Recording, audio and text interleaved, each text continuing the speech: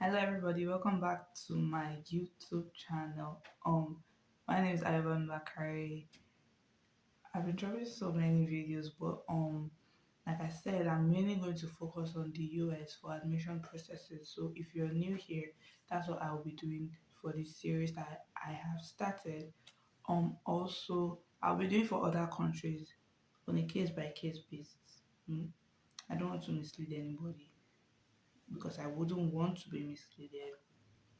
No, misled. English. Misled. So today I'm going to be doing basically a tutorial or not necessarily a tutorial, but I'm going to be showing you guys how to use the common application, especially for international students that want to apply to the US. They don't want to pay application fee. You don't want to do one school. Like you want to apply to a lot of schools at the same time, blah blah blah, because the process is very long for international students because you have a lot of forms to fill out. So we're starting it now. So firstly, you have to go to commonapp.org. I'm going to put the link in the description box. So you could just click on the link and watch this video to follow exactly what I am doing. So I'm going to be explaining some parts. But if you're a new person about to use Common App, Common App, the is it the site assistant, whatever, I shall know, the computer basically explains what you're supposed to do, but I'm just going to be giving my own insight and the things that I think you could add to make your application splendid, to make it stand out, and to make sure that your application is accepted. So you have the sign in page. Because I already have an account here, so I'm just going to sign in as a first year student because that's what I applied as. So you could sign in as a transfer student. Colleges can also sign in, recommenders can sign in, all of those things. So if you don't have an account, when you click on sign in, you're supposed to click on create an account and then create all of those. So in the create account section, you're going to see if you're not yet 18, you have to get your parents to sign, blah blah blah. Please put your full name. I think it's your full name you need. Then make sure that your parents are aware because they will be sending emails to them concerning it. So make sure they are aware. So it's not as if. So I'm just going to click on first year student and log in so that I can explain from my account. It's the same thing. I've never tried transfer student. So if you're going to be transferring, um I do hope it is the same process. I think the only difference would be your secondary school and the college you've applied to, the colleges that you've attended. Basically, those are the key things that I think you're going to need. So you need your email and your password. Not choose. Choose. So if you see me looking down, I'm trying to log in so I can explain like as I'm saying it here in case they make changes every year. So basically, if you've used Common App before and you didn't later like go to the college you applied to and you want to apply again, guys, what you would do is they wipe off your information every year. So you have this year, academic year 2020 slash 2021. If you applied then and you didn't go, then you want to apply for 2021 slash 2022, you would have to start all over again. Yeah, basically they will take off your, so you have a whole academic year to apply to a lot of schools. So when I say they will take your um when I say they will take your information away, I mean like your recommenders have to drop information again. You have to the colleges you apply to will still be there, but there are some things that you need to add because there might be changes for the schools that you want to apply to again or as your first time. So let's get into this thing. Basically, what I usually do is once you log in, if this is not your first time using the common app, your colleges are still there. Do you understand? So I'm going to be explaining how to get colleges and all that. So if you watch my other video, um, I explained that you need to know when to apply so that you're not wasting your colleges, because I had one of my friends, she just told me recently that she had applied to about 20 schools so she can apply to more. I don't know how that works, but me myself, I know how many I applied to. So I'm not sure if she's correct right now, but I'm not going to say she's wrong either because I haven't used it in a while. But so once you create your email, so make sure you have an email that an or a email, whatever it is. Make sure that you can always access it. Do you understand me? Make sure you can always access that email once you start this college application process thing. Put that email on your phone because so many opportunities will be coming. Schools might want to do interviews with you, and you have to also remember the time difference. So don't joke with that your email. I'm not saying you should now sleep on it, but there are certain things that you need to do. Do you understand? And also another thing is, if before you come to common app to apply, yes, that's another thing that people used to, that's another issue. Before you come to common app to apply, guys, go to the school itself, the school's website. I explained in my other video how to know if it is the school's website. um it ends in .edu, but it will benefit you a lot if you go and watch that video, so you will know where I'm coming from. So now, once you get to Common App, you have your own page, like your own dashboard, places for your colleges and all of that. I'm so sorry. It feels like I'm rambling, but I'm not rambling. I'm trying to say everything before I get into the actual Common App thing. So if you do not know what Common App is a centralized application that you could use to apply to schools here in the US. Do you understand me? So once you do that, okay, so for those of you that are new here, you have the dashboard section, you have my colleges, you have Common App, you have college search, and you have financial aid resources, all on Common App. So, like I said, if you're new here, Common App is, you know, the way we do JAM, and then there's a particular system. If you're from Nigeria, you should understand this. There's a particular system where you can select a number of universities that you want to be your first choice, second choice, blah blah blah, before you now go and write the post UTME of the school. That's what Common App is. The only thing is, after Common App, some schools might not require you to write, not write exam. Some schools might not require you to do an interview. So as I'm explaining, please make sure to comment for any part that is confusing to you. So like I said, if you're a new person, there's 5 tabs that you need to always check, always use it and all of that. So here on my own Common App, I'm seeing all the schools that I've applied to before. I don't even know how. First and foremost, I'm so sorry if you actually want to see this thing on the screen and all of that. I'm going to try and do a Zoom meeting and do the share screen stuff because I'm not yet that good in editing to the point of putting the whole Common App box on the screen so that I'm doing it. You guys are seeing it, but I'm getting there. So, like I said, firstly, whether you're a returning person that wants to use Common App or you're a new person, please go and search your schools properly. Make sure those schools accept Common App, read the deadline and all of that. Application fees, another thing. Some schools will give you, most schools give you application fee waiver, especially if you're an undergraduate. Do you understand? So, another thing is graduate students cannot use the Common App. So this Common App is basically for undergraduate students, but you could also learn some things from it that you could put in your application also. So like I said, you have to go to your own school to go and search whether they have fully funded scholarships, maybe they have your course, so that it's not after you add the school and you've done all of your application, you now find out that, oh, something that you do not want is part of the school. You understand?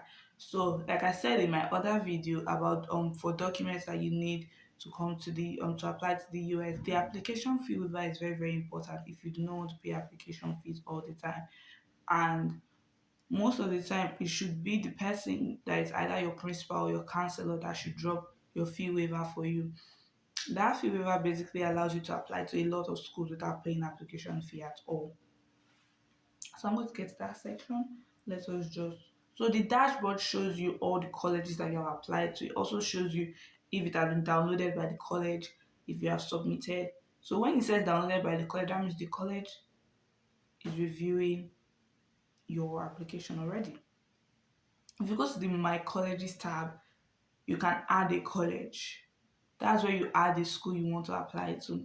You add a college and all of that. So when you add a college, then you can now see if the college requires you to have to do extra questions. Common App will let you know, but most of the times they don't ask that. Then the tab beside Common App is where you basically put all of your information. That is the main application itself. Like I said, most schools will not require anything other than your common application. Yes. So there's the profile, there's the family, there's the education, there's the testing, there's the activities, and there's the writing. So I'm going to try to go through each one. So all of these are on that common app. And it ticks green once you've answered all of what they need you to do. So please read all of these things correctly. So it's asking your first name, your last name. Would you like to share a different first name that you go by? Yes, my experience for that. No, I don't mean you should click yes. If you have a different name that you go by, not a nickname, guys. Do you understand? That was the mistake I made. I put because my name is Ayobami, so I just put Ayo like, oh, you can call me Ayo, obviously. But here, what they took it as was I meant that they should refer to me as Ayo in all of my dealings. Do you understand? So even the documentation part, it was Ayo that was there. So I had to come here and do a switch and explain to them that, oh no, I meant like only when you are saying it. So if you're Nigerian or if you're used to having a nickname, please leave your legal name as what is there. Then when you get to school, you can obviously tell people that you're speaking with or speaking to, that they can call you whatever nickname you want them to call you. Then your pronouns, your gender. If you've ever used any other names, please put it. Like all those things are very, very important. Your date of birth, your address, contact details, demographics. Okay, very good. So under profile in common app tab, that's when you have the common app fee waiver. So most people will be like, what should I put? So it says here, our member colleges want to make sure that application fees do not pose a barrier for any student who wishes to apply for admission, which is why if you know it poses a barrier, that's why I'm going to recommend for you to use the common app and get a reliable person to submit your fee waiver. Don't get passed or to submit your fee waiver, guys. Do you feel that your financial circumstances might qualify you for an application fee waiver? Yes.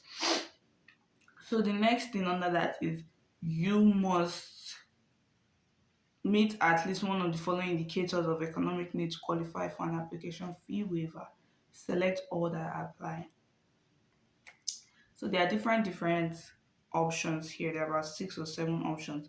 I always tell people pick the last option, which is I can provide a supporting statement from a school official, college access counselor, financial aid officer, or community leader. Then you sign and blah blah blah. There's something about US resident here. If you're not a US resident, just put no, then continue. So when you click on continue, that means the common app fee waiver section that person needs to fill will be sent along with whatever the person is going to drop also. Do you understand? So that's another thing. Get people that know how to use the internet and the computer very well. Because you might be using a recommender that is far away from you that you might not be able to explain like, oh, from here go here. Get people that you know. Even I'm not saying it's a bad thing if the person doesn't know how to use it, but the person is your teacher. I'm trying to say that to give you less stress. Do you understand? So you have the family section, you have parent one, parent two, you have sibling. If you have 6 siblings, please put it there. All of these things are very, very important. You might think it's not important, but it's very, very important. Then other education, you have if your secondary school, so for that education part, you could put country. If your secondary school is on the list, you are okay, just select it. But your secondary school is not on the list. I think there's something called unknown high school that is on that place. Then you put it then to open a separate tab, not a separate tab, a separate. box for you to put in the name of your school, supposing it's non-elite. It's not a bad thing if your school is non-elite. It doesn't affect your chances of admission. The only thing is that means that Commoner doesn't yet recognize your school, and that's not a bad thing. Do you understand? There are a lot of schools that are not yet. You don't. Your school doesn't have to be recognized by Commoner for it to apply by Commoner. So that's another thing. So you put your grades for the grades part. What I did. Let me even see this section. So there's your graduating class, your class ranking reporting, your GPA skill reporting, cumulative GPA, there's GPA weighting. I always put weighted because my school used a 5 point GPA and that was what they told us I was weighted. So I would advise you should ask your school, your principal, or your vice principal academics if you have that. Ask them these things. You must have a GPA. Like that question is very, very important. Like it is required. So for schools that don't do GPA, I don't know what to say. I don't know how to do it, but I think they could generate one for you. So it says, please list all the courses you are taking this academic year. That is under current or most recent year courses. If you are not currently enrolled, please list courses from your most recent academic year. That means like subjects. I know a lot of people that used to that are always confused about this part. It means your subject. So if you're still in secondary school, so yes, if you are still in secondary school, you can start your common app. The only thing is when you want to resume, it's going to be different. So you could apply for. I think some schools allow you to apply for 2023 by now already. So that is an advantage over other people that you need to take. If you're in high school, yes, you can start your college application using common app. So the courses you are taking that particular year in Nigeria, I know once you reach years 10 to 12, which is SS1 to 3, I think you do 12 subjects or 9. I can't really remember. So I put everything there. Put everything there. Then if you are no lo- if you've graduated from high school, your SS3 classes, just input them there. And for people like us that only did our work subjects, put it there. How many courses would you like to report? The number you did. Please select the course scheduling system your institution is using: semester, trimester, quarter, yearly. For Nigerian schools, it's trimester because you have 3 terms. Do you understand? So, course one subject, you see everything there. Then the level, most of the time, it should be your GCSE or IGCSE. Like when they mean level, like like which exam are you going to write as you are doing this course? So for people that are doing IB, pre-IB, intensive, honors, dual enrolled, college prep, advanced, Cambridge, blah blah blah. I always put GCSE or IGCSE because my school we did IGCSE. So I would say I'm not too sure if GCSE is the same as GCA in Nigeria, but try to put GCSE instead or regular or standard. Explain that means that is a normal thing. Then you have the community-based organizations. All of this is still under education, so that's very, very paramount. So indicate the number of community programs organizations that have provided you with a free assistance in your application process.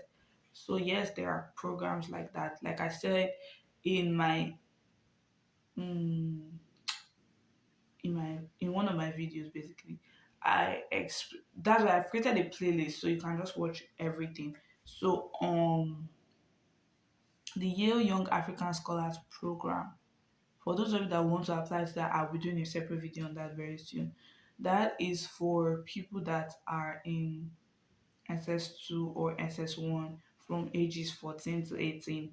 Basically, it's a 10-day program that they teach you how to use this common. And that's where I was taught also because I went to the program.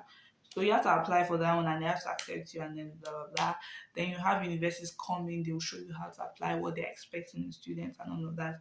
So if you went to that Yale Young African Scholars Program, please click one and input the information they ask you. But the thing is, at that time I went for the program, they didn't tell us to use them as a community-based organization. So by the time I was applying to schools, I had zero there. But I went for the program. So last year, when I was mentoring some of the graduates of this program, they were told that they can now use Yale Young African Scholars as a community-based organization. So there are other ones I might not know. Please, I don't know everything, so don't come and think somebody shy knows everything. So here I ask you your future plans, whatever you want to do. If you see that whatever you want to do is not there, please put other then, or it will show you other career interest and put it. When it says future plans, like yes, we know you're applying for university. What do you actually want to do with your career? What do you want to do with your plans? Highest degree you intend to earn. I put doctorate because at the end of this whole school thing, me, I want PhD. So whatever level you, that doesn't impact anything your admission. You just want to get to know you. So if you like put bachelor, your decision. So the next step. So I'm still under Common Apple. So that's where you do most of the work.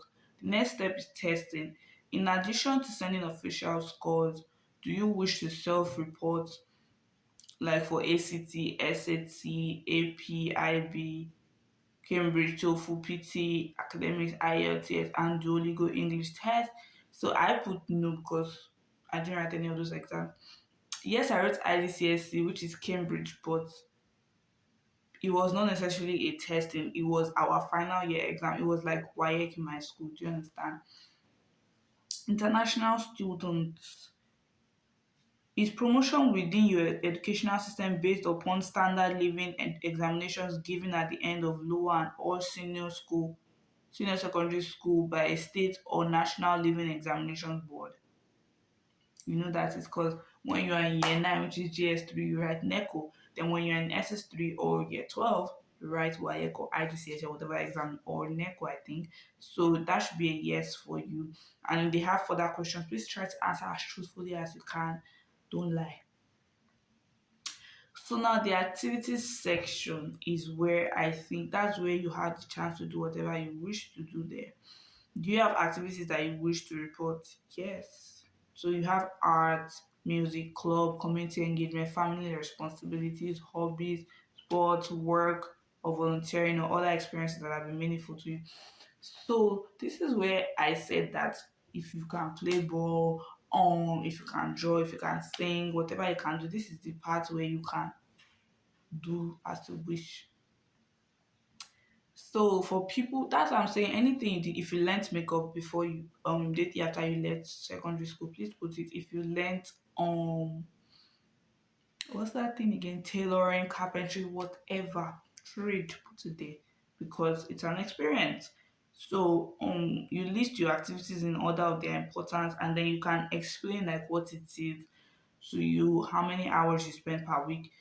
When I mean, so you can add up to 10 activities, which is a good thing. Do you understand? There used to be a portfolio section for people that click on arts or music. I didn't click on arts or music, so I can't see whether there's a portfolio. But if you do have something related to arts or music, whether you are just producing music inside your father's house or your mother's house or your own house, please put it. Hmm? Most schools will actually be intrigued to learn those things about you. Something different that everybody doesn't put. That doesn't mean you should lie, like I said in my other video. So writing.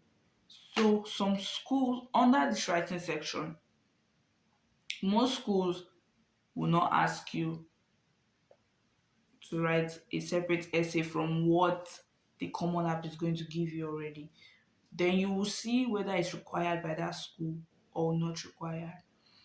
So you know that's what I'm saying. So there's different essay prompts. So I'm just going to read out the essay prompts here. So for people that like to rehearse, to know, just to rehearse and like see where they are and all of that. So you have to write an essay of no more than 60 words. The application won't accept a response shorter than 250 words, which is something that you should put into consideration. So if you would ask me, I would say write between 400 to 500. Simple. So the first prompt is some students have a background, identity, interest, or talent that is so meaningful that they believe their application will be incomplete without it. If this sounds like you, then please share your story. There are different things, like it might be your culture, it might be your religion, it might be like your interest in makeup. Like, why is it so intriguing? Why are you doing makeup? All those things they want to know. Like I said, this is where you can tell yourself. The second one is the lessons we take from obstacles we encounter can be fundamental to later success. Recount a time when you faced a challenge, setback, or failure. How did it affect you, and what did you learn from the experience? Basically, this is the one I did, but how it affected you, you can put positive or negative, but what did you learn from it? Make sure it's a sensible thing you learned from it. Please link it to a sensible thing. Reflect on a time when you questioned or challenged a belief or idea. What prompted your thinking? What was the outcome? The next one is reflect on a time that someone has reflect on something that someone has done for you that has made you happy or thankful in a surprising way. How has this gratitude affected or motivated you? You can link into anything. So, yes, another one is discuss an accomplishment, event, or realization that sparked a period of personal growth and a new understanding of yourself or others. It could be when you went to school, secondary school, boarding school, all those things. Like, incorporate everything. Describe a topic, idea, or concept you find so engaging that it makes you lose all track of time. Why does it captivate you? What or who do you turn to when you want to learn more? So for people that like I know that there are some kids that like they losing stuff and then they fix it back. So and then they are so lost in whatever they are doing. So if you're that type of child, please put it and explain. Especially if it now has something to do why you want to study what you want to study, please put it there. Share an essay on any topic of your choice. It can be one you've already written, one that responds to a different prompt, or one of your own design. So it's not a must for you to follow the prompt, but I would advise for you to follow the prompt because it gives the college an idea of what exactly you're already writing. But if you choose your own design, that means they will have to read, like, try to understand where you're coming from. Like, for me, it gives the person with the application extra stress. Like, why didn't you pick what we already know we can expect? Do you understand? So, if you can pick a prompt that everybody's using and make it your own and make it so peculiar, I think that's what makes you stand out. But that is not to say you cannot use your own design or something you've already written. Those essays, please make sure to proofread them. If you have English teachers or people that can actually help you proofread or package it, but please don't write more than yourself because there are some things you will write in that essay that might prompt them to be like, oh, want to interview you. Not all schools do that, but some schools would say that they want to do an interview with you. And if they see that what you wrote in that essay is not Kojora, like for people that know Yoruba, like it's not the same, please work on that. So they are asking questions about COVID-19, blah blah blah. Do you wish to share anything on this topic? How has it affected you, your health, your well-being, your safety? So if you know maybe COVID-19 has affected, or maybe your parents lost their job, or the person that was sponsor you lost something that you know could impact you, please put yes. And if you wish to provide details of circumstances not reflected in this qualification, please put it. Mm, so some colleges will require you to just inform them about the courses you've taken in high school. So if you add a college that requires this section, you need to have a copy of your transcript available. So another thing I would recommend is when you add a college, there's going to be a section basically under that college that says questions, recommenders and FERPA, review and submit common app. If the school needs you to most schools will ask you for three recommenders. So you will go to the recommender section and guys, the FERPA release authorization, I think I always put yes, basically. Then invite recommenders. That's what you click on, and then you have to know the name of the person that is going to you need to know some details about that person that is going to fill your information. That is going to submit maybe your transcript, that's going to submit a recommendation letter for you. So under the section of counselor, That should be your principal if you don't have a counselor. That's the person that's going to submit your school report, counselor recommendation, and sometimes the fee waiver. Do you understand? So for teacher, then the next section under that is teacher. So most schools will tell you required one, optional one. Some will tell you required two. So assign the number of people or invite teacher. I never actually used the advisor part because they don't have to submit anything for me. And then my school was my school was very invested in our application, so I didn't need an advisor. They were looking at it from our heads like this. So which is a good thing though. I appreciate that. So the teacher part, please make sure that that teacher is someone that can write something good for you. Don't go and pick teacher that you have offended, the people of God. I know the teacher is going to write something bad, but and also like the way my school did, they told us to go and write all our achievements and then submit it to the person that's going to write our recommendation letter. And they built a recommendation letter around that. So if you could do that, like maybe your school doesn't have any clue of what to do, or maybe you're the first person that's going to be applying abroad in your school, these are the things that you could use to make the thing easier. So you go to college search when you've decided which college you want to go to or which college you want to apply to. And you type in the name of the college and then you see add college. Then you go back to my colleges or you go back to dashboard and start and submit or start your extra essay or any other thing. Then financial aid resources, that is a whole other thing that I'm supposed to do like a video on. Basically, international students use the CSS profile if you want to be like if you want to get a fully funded scholarship. So I'm not really going to dwell into that.